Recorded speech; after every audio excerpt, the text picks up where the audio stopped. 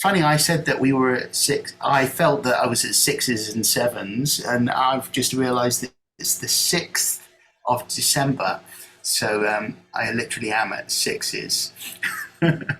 Welcome to Sacred Segments, everyone, on the 6th of December. And Elizabeth Kipp is here with us, and very pleased that you're here to share with us today, Elizabeth. It's lovely to see you and all of you.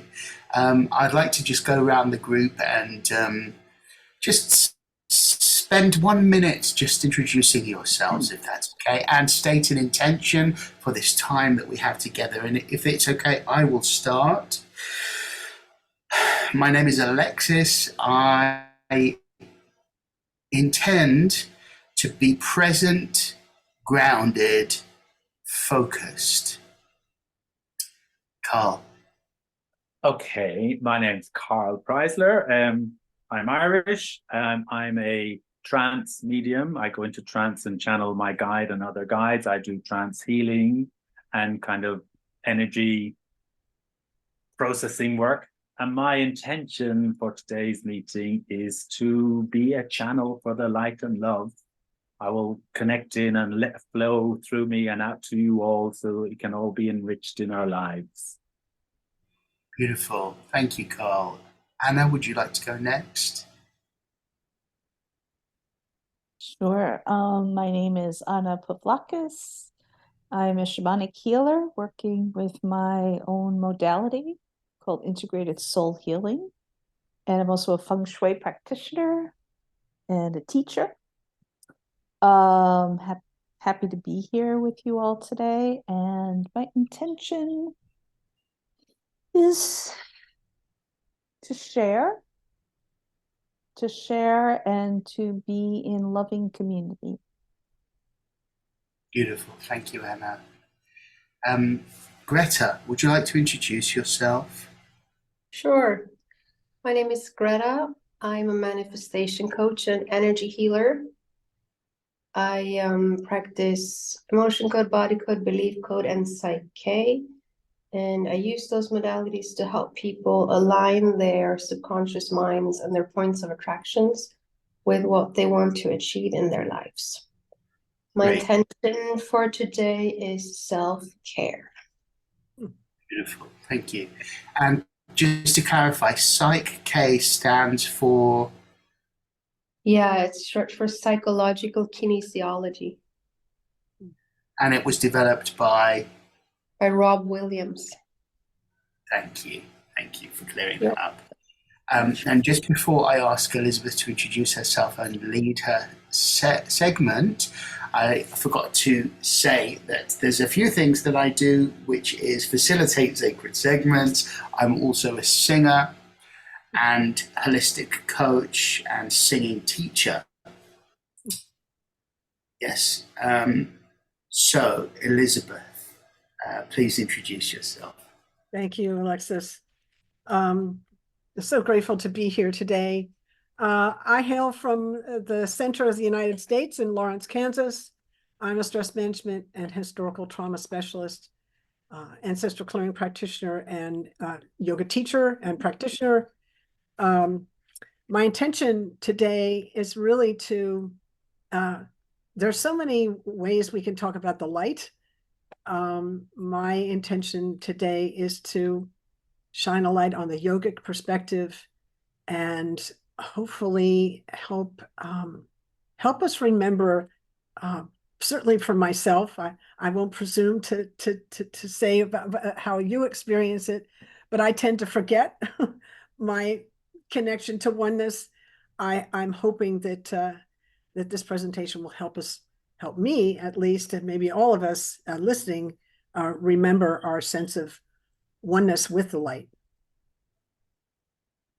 Beautiful. Thank you so much. And you mentioned the word portal because I asked you just before we started recording about the picture behind you, and you described it as a portal, and you mentioned the word yantra, which I've always been drawn to throughout my life, and I've never really made the connection between yantras and portals. That was a fascinating thing that you brought to my attention. Thank you for that. You're welcome. This would be a very interesting image. This image behind me that Alexis is referring to would be a very interesting image just to sit and meditate, just kind of, look into that and just see what happens. Just breathe and look, and maybe then close the eyes and see the after image and just stay in that space and see what comes to you. Yeah. Anyway, it's a pleasure to be here. Can I start a little bit with what I wanted to bring in? Please do. So I don't know how much you all sound like you're already deep in the spiritual world. I don't know all who's listening and their familiarity with yoga, but I'll be referring to the Yoga Sutras today, which is a collection of 196 statements. Sutra also could be considered a stitch. Statements on the theory and practice of yoga, written by a gentleman named Patanjali sometime between 500 before present era and 400 current era. So it's like a fair amount of space. And the first Yoga Sutra is yoga is now. All the other sutras follow from that. And so you can think of that one sutra as the kind of the leading edge of all the other teachings in the yogic world. Yoga is now. So that tells us, talking about portals, that tells us that the entry point is the now.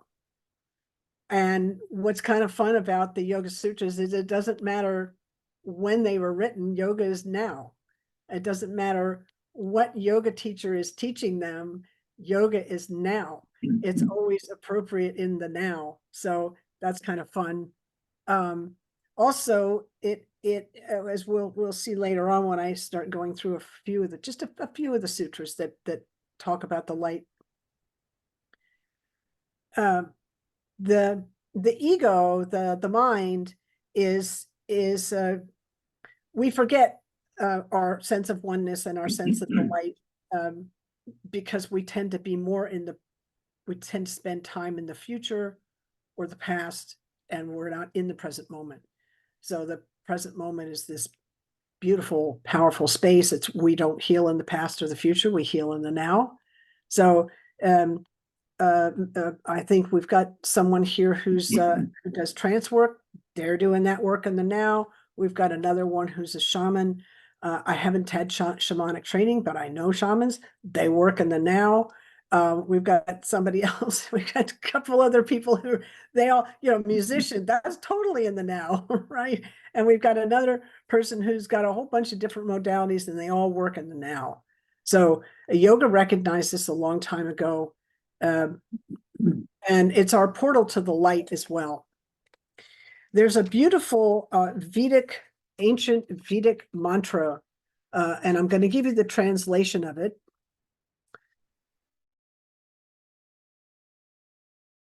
The meaning is, what is visible is the infinite. What is invisible is also the infinite. Out of the infinite being, the finite has come. Yet being infinite, only the infinite remains.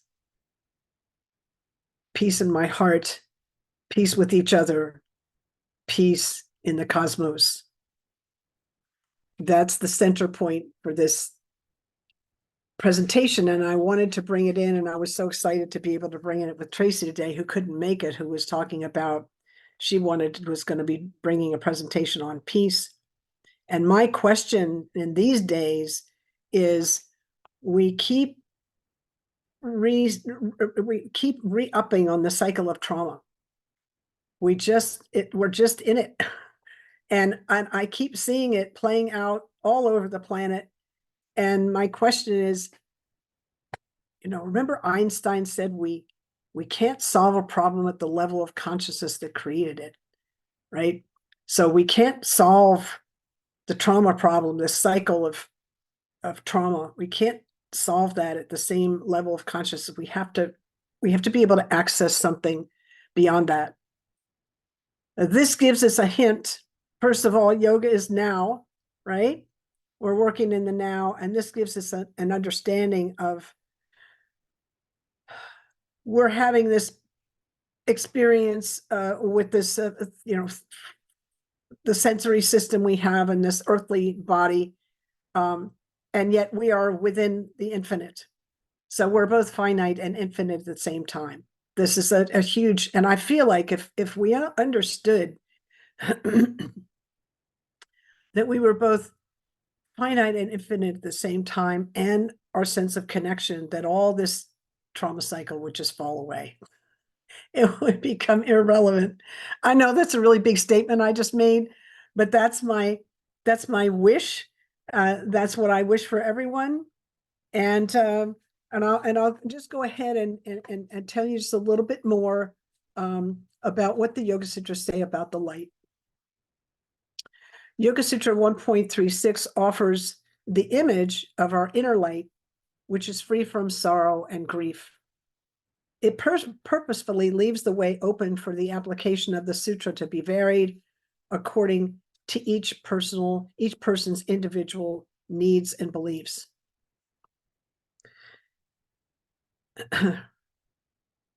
Swami Janasvarva said, "Love is what you have left when you let go of all the things you love." So that speaks to, we were talking about impermanence earlier. Love is what you have left when you let go of all the things you love. Yoga Sutra 1.15 speaks about learning to let go of the false identities that are clouding the true self. Letting go of the false identities that are clouding the true self. We can experience and carry a longing to free ourselves from the prison we create for ourselves. This is the greatest act of self-love. The greatest act of love is to realize that we have a responsibility to wake up and to be the best version of ourselves, to realize the connection to the infinite, to experience the alignment with our higher self, and so truly awaken the lotus within us. And there's this phrase in the spiritual world, and even I hear it in the psychological and the trauma world as well, authentic connection, which really means dissolving the illusion of separation. But here's the thing about the cycle of trauma. Trauma, what is trauma? Trauma is not what happens to you. It's what happens inside of you because of what happened to you. And what happens inside of you, you get this sense of disconnection. We get disconnected from others. We experience trauma in relationship. So we heal in safe relationship, which is the opposite of when the trauma happened in the first place. We tend to dissociate right out of the body when we have a trauma response, and we can feel very much separated from not just consciousness and God or creator or whatever you want to call that. We're not connected to anything. It's kind of a very scary space to be in. So this is another reason why I bring it back to why I was so excited to talk about this topic today and this time that we're living in, because we're all experiencing this cycle of trauma, and we have to find a way to connect back into ourselves. Here you are, alive, and at this value of life, the experiencer is at times experiencing challenges, experiencing pain, experiencing tears, laughter, victories, and losses. And there's also evolving, growing, and learning. Yet within our unique individual level of evolution, there is that changelessness. And this changelessness maintains itself. The unchanging self with a capital S maintains while the individual self with a little s keeps changing and evolving and growing, and it is growing more and more into its capital S self. In the Bhagavad Gita, the divine song, Krishna speaks of the self, and he says, "Swords cannot pierce it, fire cannot burn it, the water cannot wet it, and wind cannot dry it." Remembering this and incorporating this as a truth in the experience of life as a human is a great stabilizing force. No matter what happens in life, the self, capital S, remains aware of it all, yet it is not what happens. It is simply aware of what happens. It is not defined or identified by it. The fundamental teaching here is, thou art that, I am that. The realization of that nature, of Brahman nature, the self with a capital S, where Brahman is the ocean and the self or the Atman is a drop in the ocean.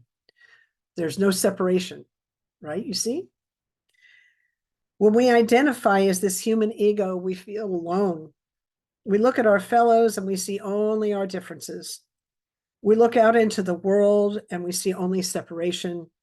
From this perspective, I must judge always whether someone is going to help me or harm me, whether they're for me or against me, and then I must treat them accordingly.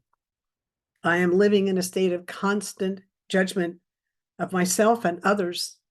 It's painful and frustrating and lonely, interspersed with the moments of not much peace and freedom, but always there behind the judgments and the thoughts of separateness is the truth of our being, the oceanic self of existence, knowledge, and bliss that is our birthright.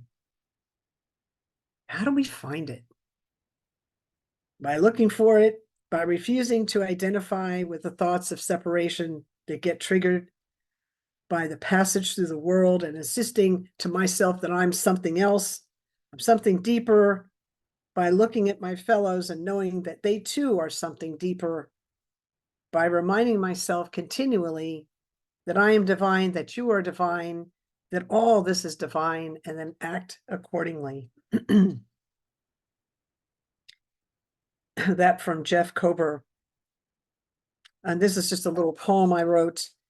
And when you tally up the time, revolutions within that internal chime, we came to cease the suffering, ameliorate the crime. These stones on the roadway won't lead you astray. Your footsteps are many, this journey from the heart, straight into prosperity. You've known from the start, just clear the disparity between the whole and the part. Commentators on the Yoga Sutra have described this light as a tiny spark on the tip of a thread in the darkest recesses of a cave within the heart. The image of the thread within a bit of light at the tip can symbolize that no matter how far removed you may feel from the light, the spark of that light is always within, free from grief, free from pain, free from sorrow and affliction. Even when you doubt its existence, it's still there. And reflecting on that can be a great source of support in difficult moments. You might think of following that thread to the light at the tip as a way of finding your way home again when you're unsure of the way and all around you seems dark. Everybody take a breath in and let it out and just notice how that felt in the body. And I'm open for comments and questions. Thank you so much for listening.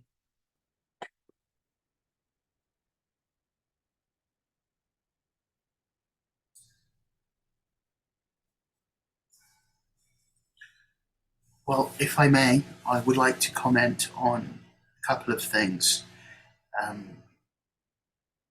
Your presence, firstly, has a regal quality to it, and you exude stability, which feels very, very empowering.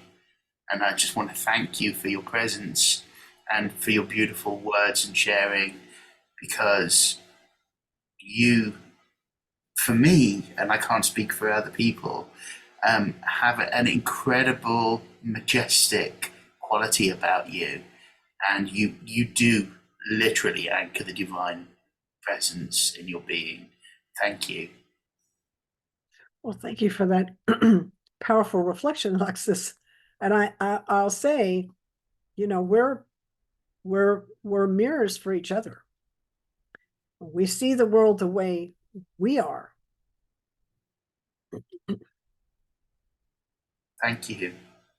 I appreciate that. Thank you. I understand that. I receive it. Thank you.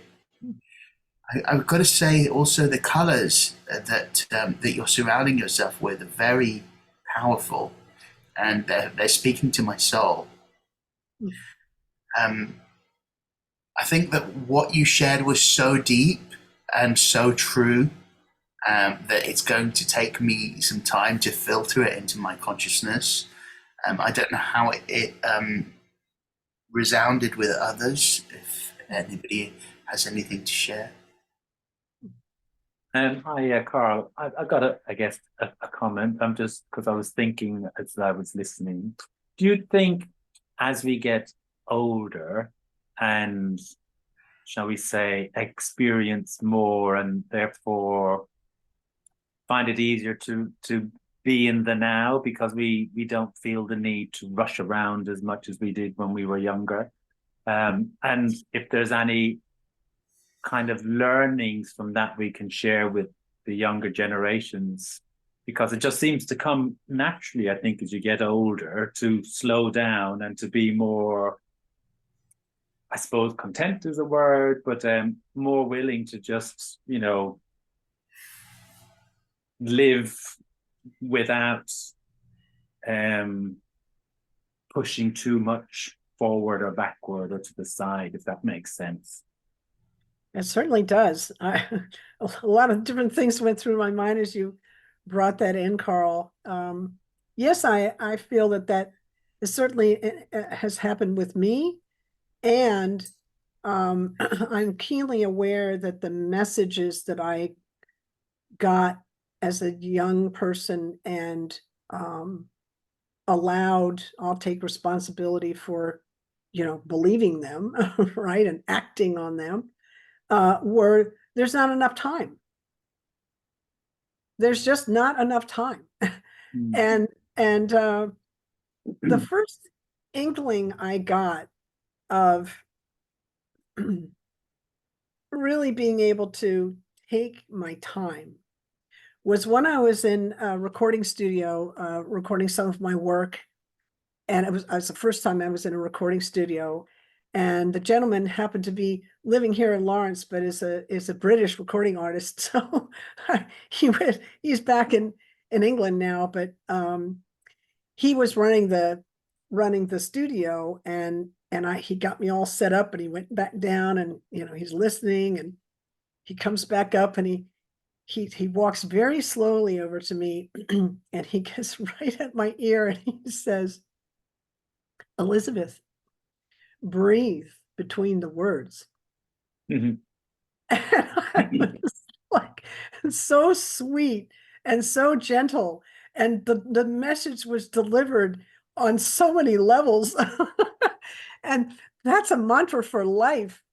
Breathe between the words, right? Breathe between the steps. Breathe between your actions during the day. And you'll find that instead of trying to push the river, which is like impossible, that you're in the flow with the river, and that's a much easier path. If that makes sense. That's my reflection back on what you said. Yes, I'm just reflecting on my own kind of journey. And I remember most of my youth, I would suppose, and like young adulthood, I just, like, I didn't see myself as being ambitious or anything. I just went with the flow, and things happened and I went with the flow. But then when I got into like a more serious job later on, where, you know, was a big corporation, and you know, that's when I think I began to feel like the pressures of time and everything else building up around me. And when I retired, it took a while to get that out of my system, and now I'm back to kind of going with the flow again. But I think, you know, it's a lot to do with our commercial, industrialized environment that happened from, you know, from Victorian times. It's all being built up to put that pressure on people as they emerge into adulthood, that they have to like be something in comparison to others, and not just, as you say, you know, nobody gives you time to discover who you are yourself before you take that big step as a grown adult. And you know, even in my time, I had thoughts about what I wanted to do for a career, but I was convinced, shall we say, to do otherwise. And I think, you know, that's the one thing we should try and do for all the younger generation, is give them that space to discover what's important for them before they start making those decisions about, I have to earn my living doing this because so-and-so's done the same and I need to be as good as them. Beautiful. Yeah, give yourself permission to listen to your inner knowing. Alexis, would it be okay to remove the spotlight so we can, so the viewers can see everyone who's maybe see everyone else better? Thank you. I'd like to share something that sort of came up when you were speaking about how it was when you were talking about how we go out there and we judge whether somebody or something is dangerous and so on and so forth. And I was given this image of, I'm from New York City originally, and you know, growing up there and spending so many years there, commuting on the subways and everything. And I had this image while you were speaking of all these people running back and forth in a state of high anxiety, full of mistrust, and you know how so many times you hear people talk about how much they hate their jobs, and they don't want to get up, they don't want to go to work, they don't want to do these things. And I was really taken back to that time in my life where I was one of those people too. Waking up in the morning was a horrible thing because I didn't like what I was doing, and it was stressful and everything.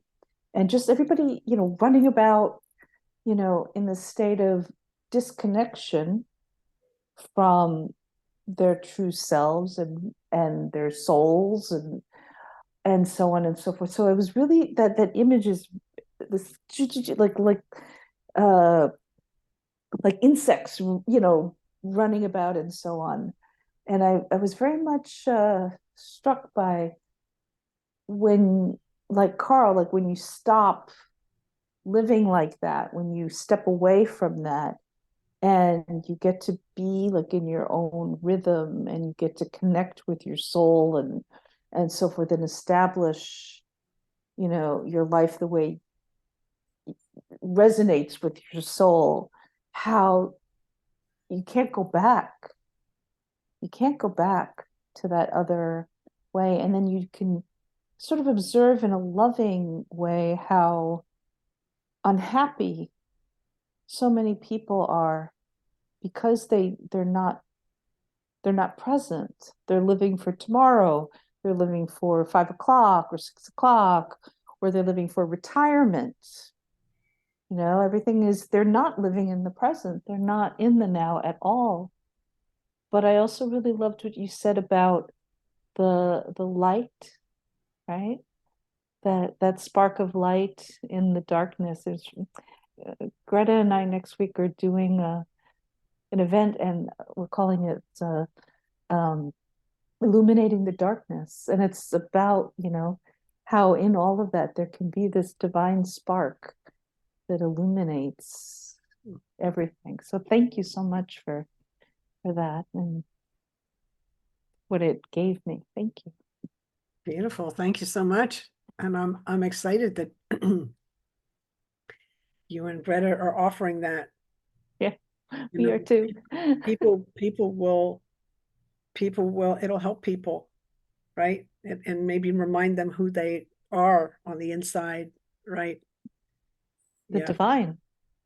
I mean, people said coming in, that it's kind of feeling the chaos, and I feel the chaos, and like all my clients are feeling the chaos, and my friends are feeling that, like everybody's talking about the chaos, and but you know what? We have this breath and this moment to anchor us, and in this moment and in this breath, I'm okay. In this moment and this breath, I'm okay, and now I can take another breath.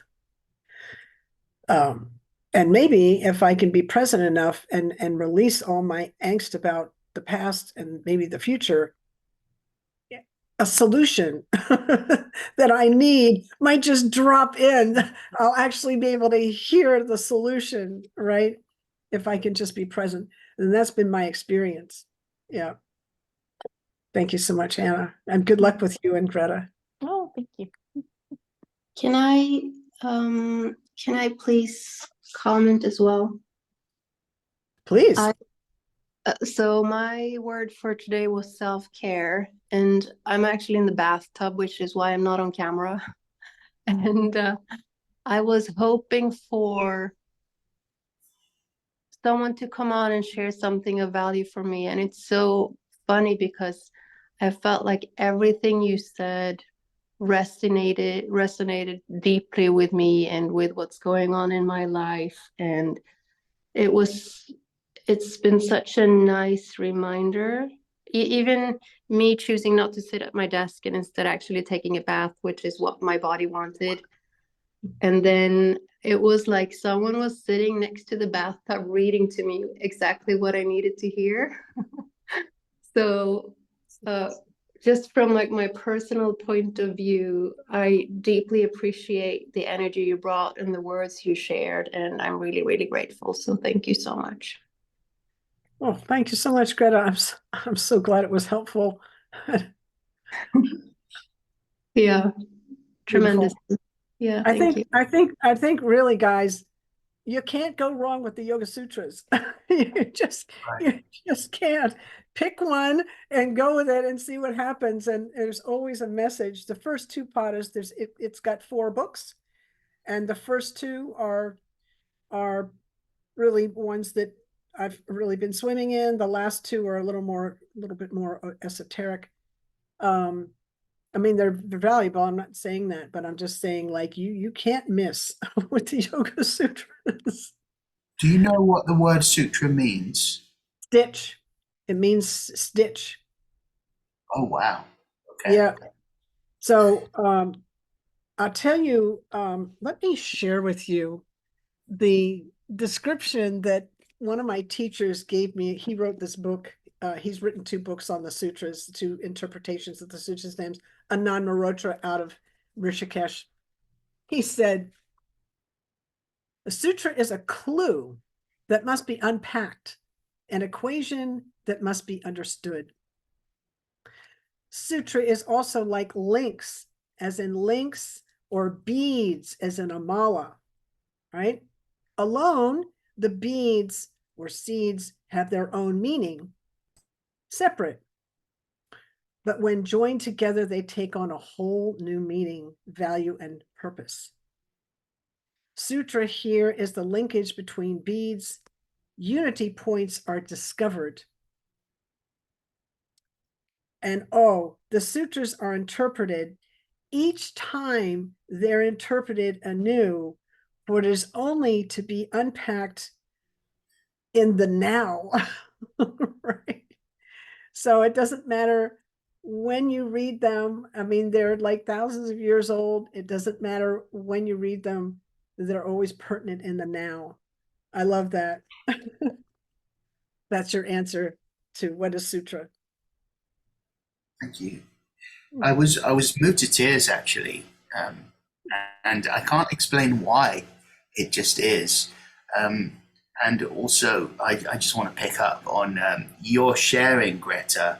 I felt a vulnerability in you that I found so beautiful. And it really resonated with me when you allowed yourself to be vulnerable. There was such great strength and power in that. Elizabeth, I wanted to ask you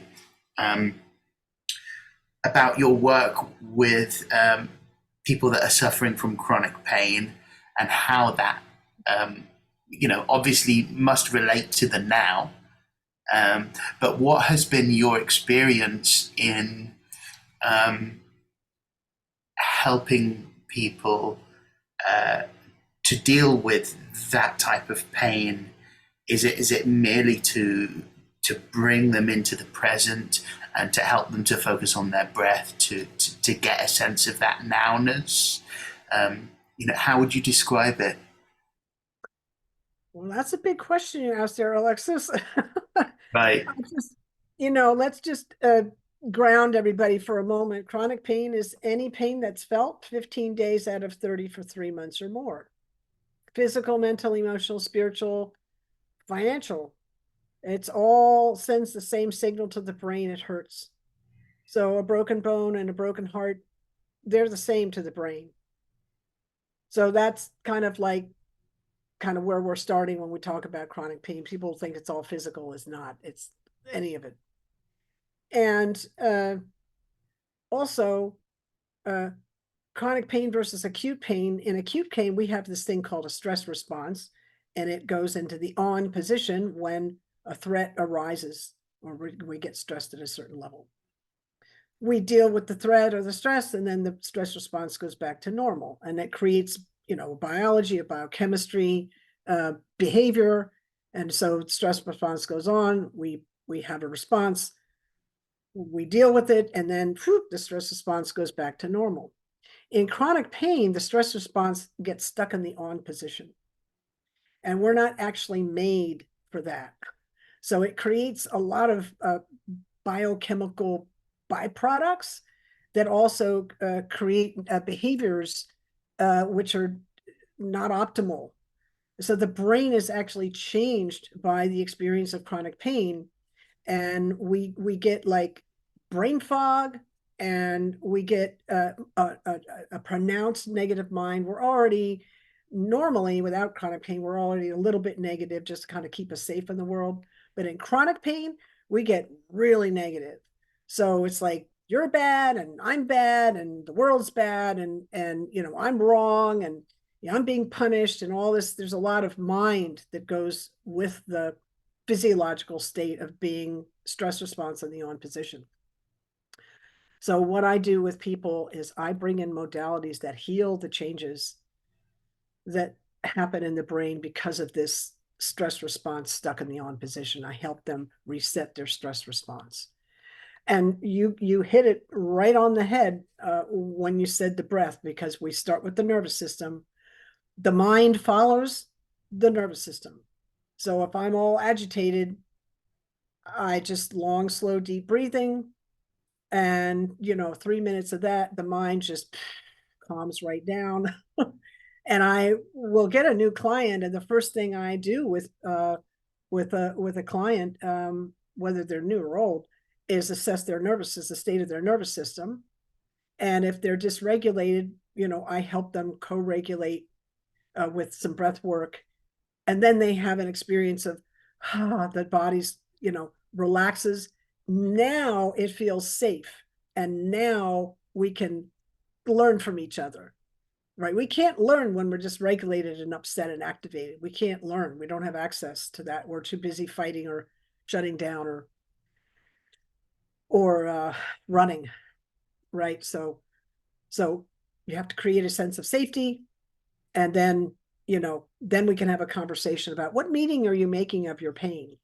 Well, it's because I'm a bad person, or maybe I deserved it, or it's never going to go away, or whatever. There's like 1,000. And I was in chronic pain for so long and sat in front of so many and in front of so many chronic pain sufferers. You kind of can't come to me with a block around chronic pain that I haven't seen before and worked through. So we have all kinds of stories the mind brings in, and the idea is to calm the mind in the first place through calming the nervous system, and then we can kind of have a rational conversation. Yeah. Thank you for that detailed description. I'm aware that you just have a minute or two left before you must go. That's a good question. I just want to pick up on something that you said about punishment. Were you equating the pain with the punishment? So is that what people generally think? They can.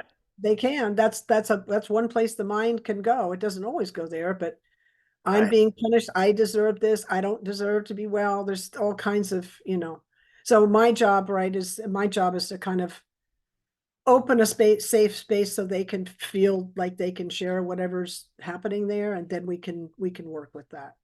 That's a part of them that's trying to keep them safe. Oh, I deserve to be punished. Well, okay, let's honor that part of you that's doing what it can to keep you safe as it knows how. Let's see if we can love it and bring it in, integrate it, and maybe give it a new assignment. You raised some incredible points there, and you unpacked such a huge amount in a short space of time. Thank you so much. Oh, thank you, Alexis, and thank you, Anna and Greta and Carl and everyone that's listening. This has been delightful. I appreciate the invitation. Thank you again. When Tracy is not flying from Japan, I will let you know, and if you have time to come on when she's on, I hope you can come back soon. Great to see you. Thank you. Bye, everyone. Have a lovely holiday. You too. Bless you. Thank you. Well, that was great. Thank you. She's always incredible. So thank you again, everyone, for your insights. I want to give you the opportunity to just talk a little bit about, what you would like to share now. Does anybody have any feelings about time and going first? Would anybody like to go first? Any volunteers? I'm not volunteering to necessarily go first, because what I was going to talk about, I can shift it too, but Greta and I were talking today earlier, and so I was going to talk about Feng Shui stuff. Great. Because I haven't talked about that for a while. Right. If that sounds good to you. I was going to ask you, when we spoke online, that was exactly the thought that I had, and you must have heard me through the psychic airways. So that sounds perfect to me. Thank you. Okay. So whenever you want me to talk Go about for it. Go now. Okay. Yeah. There is always the now. And how much time? Well, you have at least 10 minutes. Okay. We have till 1:30. Okay. So, yeah. Today we've got more space. So, Greta and I don't know if you guys know this, but we did a course called Feng Shui Your Life. And we're, trying to put it out in the world right now and thinking about the best ways to do it. So today we were coming up with different ideas and stuff. And one of the things that came in, because I think it's funny, is the idea of Feng Shui nightmares. And it's not, I think I can't get my head around that. Well, I'll put it to you this way. There are places that have very, very good Feng Shui by nature, and then there are others you walk in, you're just like, ah. Oh, I see. I understand now. Okay, got you. And I am laughing because many years ago, when I was an English teacher, we were moved from this beautiful building where I had a beautiful classroom that was a perfect square with windows, big open, almost floor to ceiling windows, and a beautiful view of trees and the Hudson River. and everything was just, it was a really nice classroom. We were moved from that to the attic of this other building that was, formerly it was the attic, and they put me in this room that had been constructed. Basically, they put a bunch of walls up in an attic of a Victorian era building. And when I walked in, I was like, "Are you kidding me?" The room was like really long and narrow, but really long. And it was impossible to utilize the length of the room. And the part where they had my desk was like the sloping wall, but it wasn't just a sloping ceiling and wall, because it was the wall too. It was like several different angles of sloping and with beams that were literally jutting out towards me like knives.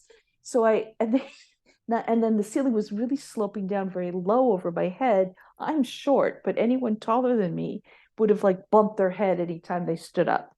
So this is where they put my desk. And I remember taking a photo of it and putting it on Facebook and saying, "This is my new feng shui nightmare of a classroom." Help. When you said feng shui nightmares, I thought that you were trying to feng shui actual nightmares. So well, I think I would have had them. Thank you for explaining. Because they were like it literally felt like knives attacking me, and so I thought, okay, what am I going to do about this? So I couldn't really change the configuration of the room just because it was such an awkward space. So I managed to bring in a bunch of plants. I basically stole the plants from the hallway that they had up. I'm like, "I'm sorry, I need these." And they all thought I was just nuts anyway. So it's like, "Oh, that Anna." So I took a bunch of plants that were long and I put them in the corners to try to energetically push up the sloping ceilings. I had some lights that I put down on the floor to, again, direct the energy upward to kind of push that up. And I moved my desk as much as I could away from, so that it wasn't directly under a beam. So that I was able to and I turned it at an angle and so on. And then I put a bunch of plants behind me as like protection. And then I had all kinds of crystals on my desk and a dragon. And I started to bring in aromatherapy. I had essential oils burning. I got away with all kinds of stuff there. So I brought in like essential oil of orange, which is an orange oil is something that helps clear energy and clears the space and brings in positive chi. So I had that burning. Of course, I did a space clearing of the space. The place was loaded with ghosts, just completely loaded with all kinds of ghosts, because it was a it was a college that specialized in nursing, and it was run by a bunch of nuns, and it was totally haunted. Everybody knew that this place was haunted. So that was, and it actually became a space that people liked. They would come into my classroom to hang out because I just sort of was able to shift the energy from this. So the point of this is that, we can't always live in or work in ideal spaces, right? And sometimes we walk into a place and we're like, "Oh no, this is terrible," And there's this old adage of like, "Oh, what did the feng shui practitioner say to the client? Move," right? They're always telling you just move. But you can't always do that. And so there is almost always something that you can do when you are confronted with some kind of feng shui nightmare situation. Here in Spain, ceiling beams are very common, and they look really beautiful. Everybody likes the ceiling beams, but those are actually really bad feng shui, because it's like having pressure and you could also say knives over your head. So yeah, so it's very good to try to If you do have to have beams, if your ceiling is very high, that lessens the impact of them. But you shouldn't sleep under a beam. You shouldn't, any place where you spend a lot of time, you should avoid sitting there. So if you can't, move or get rid of the beams or something, at least adjust your bed or your desk or whatever so that you're not sitting directly underneath it, because it can give you headaches and so on and so forth. Other things that you can avoid are literal knives. Some people like to use them for decoration. Like they'll have swords and things like that. Greta was telling me earlier today about this house she went in that had a swordfish mounted on the wall in the family area, and that's not. I mean, that's not really something you want to use for decoration. Any kind of weapon. My brother, he used to, my poor sister-in-law, used to collect knives. And when they moved in together, he decided that a good place to put his knife collection was in his bedside table. Wow. So my sister-in-law was like, tell me what the feng shui is of that. And I said, what do you think? She goes, horrible. I said, yes. I said, of all places, So, having pointy things in general in feng shui is not something you want to have pointing at you, facing you, near you, pointed edges of things, all of those things. It's considered shachi, which is negative chi. Mm-hmm. Okay. So, take some time and look around you. Do you have any things pointy facing you, when you sleep, where you work? It's having rounded edges or circular shapes is much better. So in general, and think about like if you do have like pointy edged furniture. I once had a coffee table that was like that. I was always banging my leg against it and it hurt.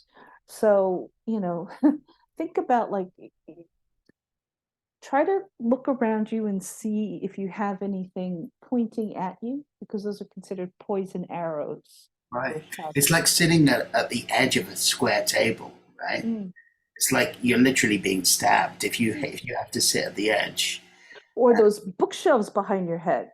Right. Right? Having like open bookshelves, those are also like knives. So like when people sit with a bookshelf behind their head, that's not the best. Or having anything over your head when you're sleeping. I've seen here in Spain beds with like bookshelves or cabinets over them. Not good. Mm-mm. I used to look after this house for a student of mine when she went away. She was a very successful businesswoman, and I used to, house sit for her. And the room that we were in had all of these sloping things, and my neck and my partner's neck would always end up hurt because we were always kind of like, and even showering, because it was like in the attic, it had all of these slopes, and we would come out and we would be sick every time. That's absolutely right on. That is feng shui in action.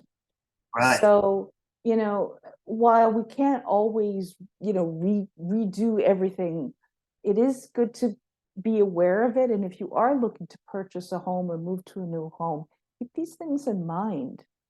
Look for the things pointed at you, because great advice. Yeah, we have enough coming at us. We don't need to add anything to it. We want soft and loving. So plants are a good remedy then to soften. What is? Plants. Plants, absolutely. I noticed behind Elizabeth, she had those beautiful plants that were very. It depends on the plant. Like cactus, maybe not. Yeah. Yeah, right. Cactus. Pointy leaved things, but yes, plants and draped fabrics, things like that can really soften. Got you. Yes, I remember the cactus being something that is sort of protective for the outside of the house, but not inside. Yeah. I mean, I like cactuses. I think they look really nice, but They're sometimes, beautiful, yeah, but yeah, I get where you're coming from. Thank you, Anna. That was amazing. hope that was helpful. Definitely, for sure. Thank you. That's a great reminder. So a couple of questions for Carl and for Greta. So Carl, are you how are you feeling about doing some channeling today? Oh, I see. I hadn't prepared, but yes, I can. So we've got time, not a problem. Okay, great. Thank you. And I also just want to ask Greta, is there anything that you would like to share today? No, not really. I'm just happy being here and receiving today, and I appreciate it. How are you doing, by the way? I'm doing well. I had COVID last week and I'm recovering, Oh, bless you. but I've been resting a lot, and my husband was here in the weekend and took great care of me, so I'm doing well. I just like taking a little bit of extra care for myself. Good, good. Well, if you can get some star anise tea or just star anise and For put sure. that in your tea, I'll do that. Thanks. it has antiviral properties. Didn't know And that. yes, and also Irish sea moss is a great, immune booster for post-viral fatigue. It's really funny because I actually have this mix of, what is it, bladderwort and Irish sea moss and something else powder to add to my shakes, and it smells bad and tastes bad, but it's very yucky. cleansing. Exactly. And I haven't used it in a long time, and I started again today just because I felt like it. Perfect. Yeah, thank you. Oh, great. Okay, let's violet flame ourselves, and then I'll hand over to Carl. So let's just take 3 deep breaths, and as we do so, just thank the Mother Earth for her presence, and request with humility the violet flame of transmutation and protection, and just think that violet flame up, connecting with the Archangel Zadkiel, the protector and holder of the violet flame, along with the Mother Earth, and visualize the violet flame coming up through the lower body in the aura, up as high as we can imagine, up into space, and then thinking down a white light and just encasing ourselves in this beautiful, scintillating, vibrant, white, protective light, merging with that violet flame. Thankful to the Mother Earth, thankful to the cosmic energies for the white light, thankful to the solar logi and all of the ascended beings looking after the earth. Just breathing in that white light and being thankful for that protective violet flame. Knowing that we're raising our consciousness and the planetary consciousness as we do so. Thank you. Okay, Carl, over to you.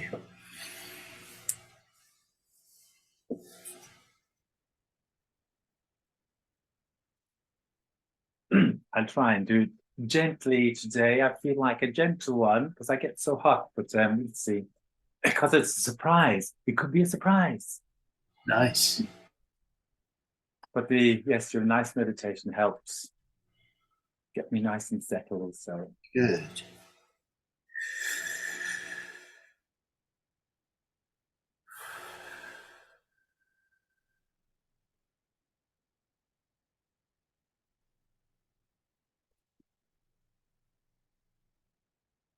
Okay. Katarang here. Yes. Hello, Katarang. So we're exploring a little bit the energy today because many times Mr. Carl, he say, you keep your head down too much. People can't see you. So today I try keep my head up. Sounds good. So, just thinking about a question to ask you, what came to mind was how can we individually help the planetary consciousness by working on ourselves? Ah, this is a deep question. You want to know how the working on yourself help planetary consciousness, or how you can help planetary consciousness by taking initiative to work on yourself and the benefit of this taking initiative? Which question? Maybe a little bit of both. Ah. What is the best way to help ourselves and the planet? Okay. Okay. Profound question. Need a little bit of, how you say, reflection. Yes. So, from my experience, the most important thing, first of all, is connecting with yourself internally. Because if you are not connected with yourself internally, you cannot be connected to anything else, because connection then is faulty and you get short circuit, bad communication. So the most important thing, first connect internally with yourself. Now we understand this to be an aspect of your question, because by going internally, by building this connection, you are, how you say, stabilizing your energy field. You could say you are stabilizing your energy field. You are allowing your energy field to grow, to expand, and to act as an healthy interface for the sharing of vibrations and energy. So you become like a properly tuned crystal radio, you could say. So you are becoming finally attuned both to your frequency of your higher self and also the frequency of your environment. And then, because both of these now in harmony, there is a natural flow, and you could say a natural emanation also of vibration, of energy, of light, because we are all aspects of divine light. And when we allow ourselves to connect internally, to be, to settle, to receive, then also we are emitting. As we receive, so we release and let go and emit. So in doing this, even without consciously feeling you must be sending healing energy to Mother Earth or anywhere else, but just by being present, being connected, being within your own, how shall we say, being truly connected with your inner being, which is connected through many energetic levels to your higher self, you are acting as a receiver and transmitter of divine light. And this alone, if thousands of millions of people were to do this, this alone would dramatically, rapidly increase the vibration of Mother Earth and the consciousness of all. We don't have to, how you say, always in this, we don't always have to direct focused attention, because we are naturally, it's like you plugging in a light bulb and you have a billboard with many light bulbs, but not properly plugged in. So when you plug in the light bulb and it's connected properly, the light doesn't need to think about doing anything else. It just shines. Yes. So also you just shining. And if all of us just shine, we illuminate. We illuminate our environment. We illuminate everyone around us, and it becomes infectious. And this is the easiest way. Now, yes, for specific activity, we can then enhance with directed intention and focus. But this is for, like, how you say, when you want to target some specific area of some specific first aid, or, like going to troubled areas, troubled spots, and you want to send particular healing there. But in general, the easy and very successful approach is by connecting inwards and connecting in and allowing to receive and to shine. This shining that you talk about, is it the same process as being magnetic to magnetize money and clients and the right people? Okay, I think I understand your question. Sorry for interrupting. No, please do. So for me, when I think of magnetism, I think it is an inducing of a one direction, one-way flow. So it is like an enhancement. But when you are connected and you're at one with the universe, with the light, with your higher self, with your divine plan, then you are plugged in to your flow, plugged into your path, plugged into your everything, and all will come in its good time and space. But for some who wish to achieve more, maybe, because maybe that is their goal also, to be overachievers, even spiritually you can be an overachiever, then they would like to, how you say, speed things up a little bit and maybe explore also the dynamic of playing with the energies and attracting more so that they can prove to themselves and to others that there is a law of attraction, that there is a science to energy, that there is a science to directed focus and attention. So these are not the same things. One is, shall we say, an extra layer on top to speed things up or to focus and draw specific things. But the other is just the natural harmony of going with your flow. So may I ask you, what type of thoughts do we need to have to become more magnetic to possibilities and more magnetic to success in whatever it is that we are wanting to achieve? I've noticed that if I am sad or if I have a low vibration, then it makes it more difficult to achieve things. What are your thoughts on this? So something we have touched on before in conversation for a spiritual group here locally, but you touch on one important aspect, the emotion. Yes. Emotion, you must be happy, you must be joyful, you must internally live in your mind the experience of the gratitude, of the joy, of the happiness, of the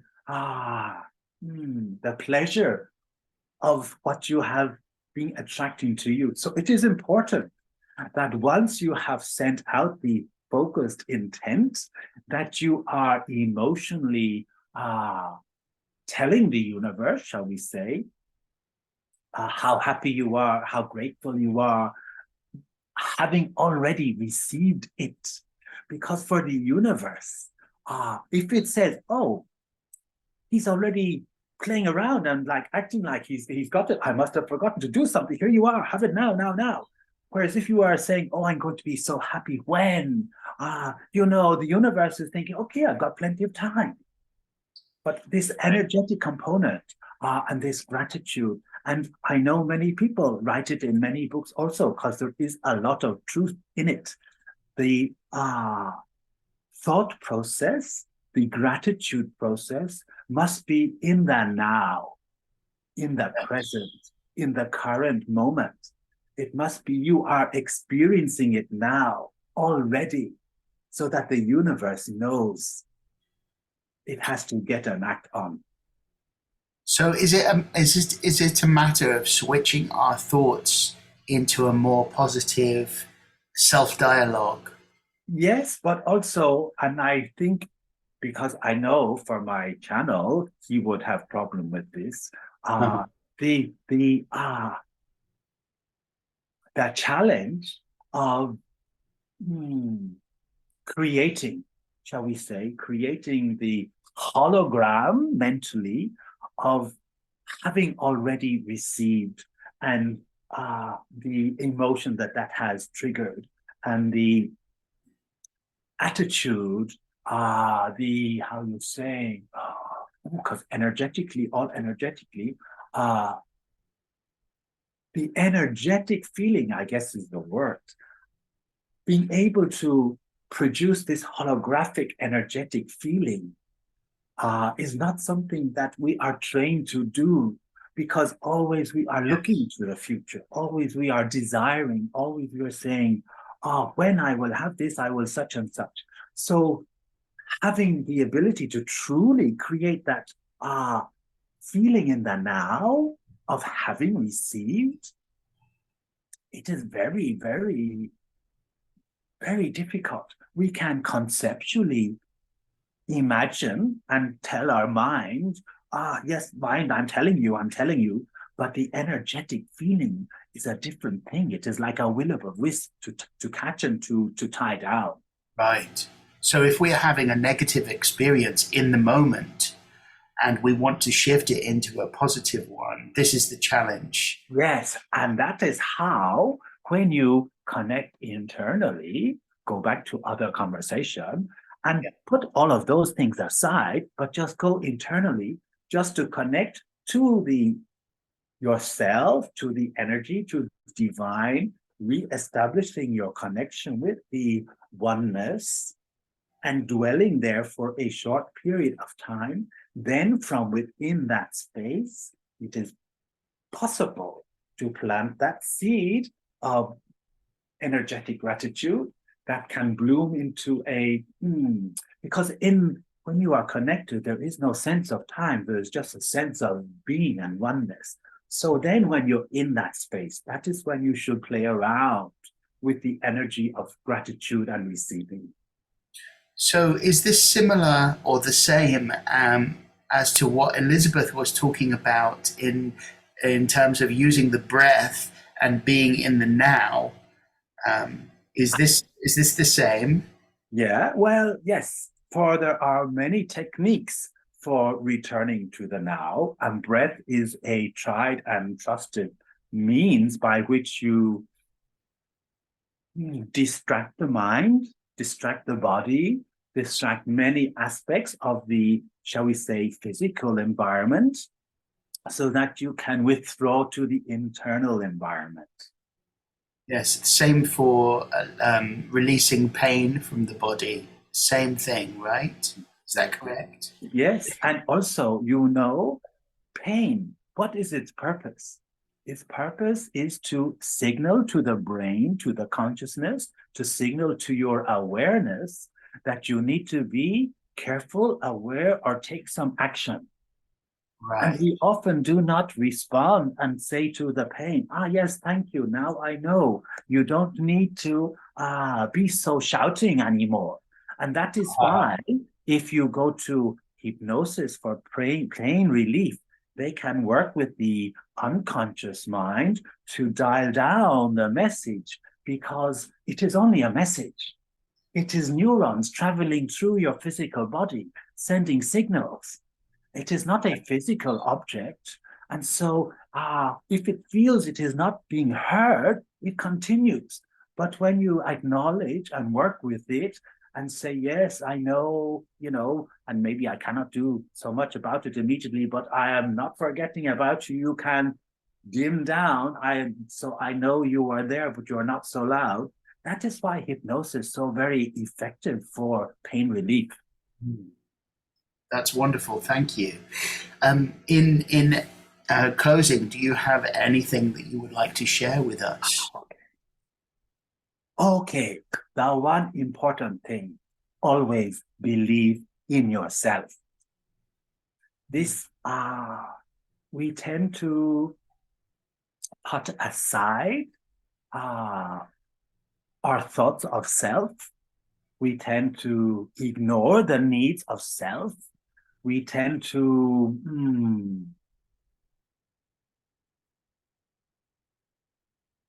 be doubtful of the needs of self because of culturally conditioning and so on. But we would say to you, take the time to acquaint yourself, with your inner being, with your innermost thoughts, feelings, not mental thoughts, energetic feelings, those that come from your higher self, from connection. And then embrace, welcome home, and fill it with your love and trust. Because when we begin to have trust and faith and confidence and belief in our inner selves, many doors open, because energetically you are plugging in again. And so you are going and bringing the energy of the universe with you. And maybe your inner self is telling you, don't do this. Do this instead. And it's for you a surprise, because you thought, oh, I thought I should be doing A, B, and C. And your inner self is saying, no, now what you really need to do is D and E. And yes, it will feel good. You don't know what's going to happen, but this is me. I know best. I'm telling you, you need to trust me. And you don't know, but it could be the most amazing adventure.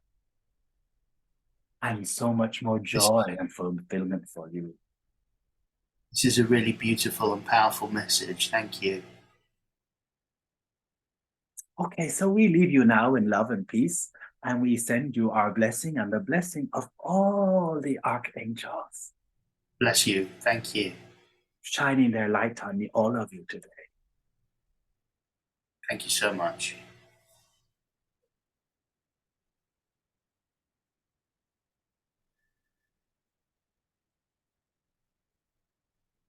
Thank you, Katarang, and thank you, Carl, and thank you to all of those beings that have assisted this process of illumination and bringing us wisdom, knowledge, and self-awareness.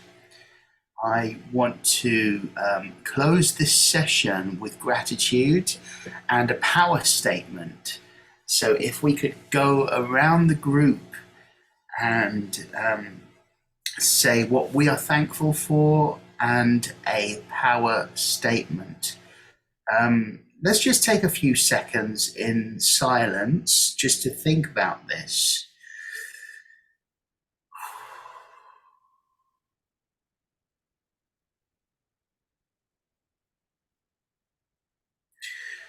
My power statement. Everything is in divine right order. I am grateful for shelter, money, love, and time. Thank you for being here. Greta, would you like to go next? Yes. Please repeat what we're supposed to do. So something that you're grateful for and a power statement. Okay. I'm grateful for my home, my husband, my friends, my family, my loved ones, and for my beautiful, exciting life. And I think my power statement is, if I can remember correctly, breathe between the words. Beautiful. Yeah. Thank you. That. Thank you for that reminder, Greta. And thank you for your vulnerability and for your sharing and for your presence. Thank you so much. Anna, would you like to go next? Yes. So I am grateful that all my needs are met in divine and perfect ways. And my power statement is, I am the light.